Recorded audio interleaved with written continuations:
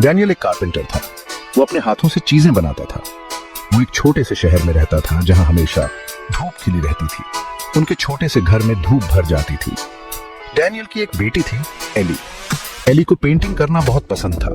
वो रंगों में सपने देखती थी। एली हर चीज में सुंदरता देखती थी।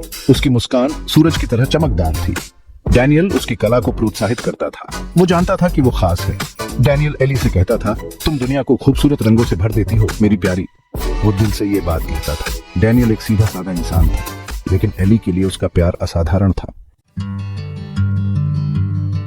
एक दिन एली ने एक पोस्टर देखा।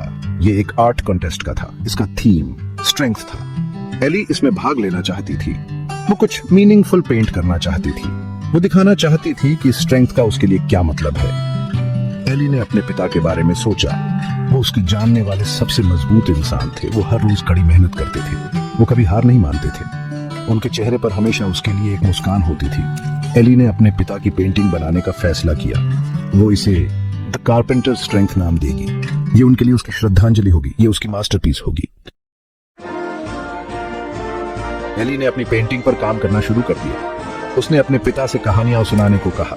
उनके काम की कहानियां, उनकी जिंदगी की कहानियां, उनके बचपन की कहानियां। डैनियल ने उसे मुश्किल समय के बारे में बताया। उसने उसे चुनौतियों के बारे में बताया। उसने उसे उन समय के बारे में बताया जब उसने लगभग हार मान ली थी, लेकिन उसने कभी हार नहीं मानी। उसने हमेशा एक रास्ता ढूंढ लिया। एली ध्यान से सुनती रही। उसने अपने पिता की ताकत के बारे में सीखा।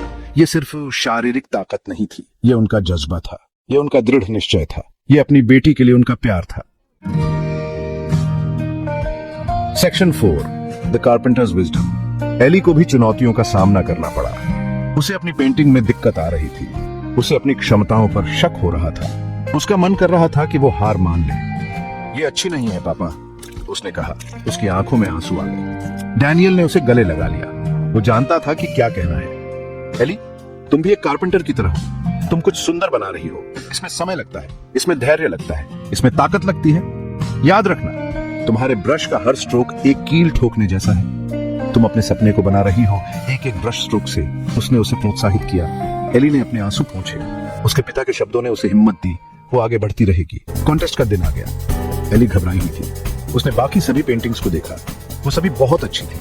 उसे नहीं लगता था कि उसके पास कोई मौका है, लेकिन उसने अपना सर ऊंचा रखा। एली ने अपने पिता को भीड़ में देखा। वो उसे देखकर मुस्कुरा दी। बस यही मायने रखता था। आखिर में एली कंटेस्ट नहीं जीत पाई, लेकिन कुछ अद्भुत हुआ। एक लोकल गैलरी के ओनर ने एली की पेंटिंग देखी।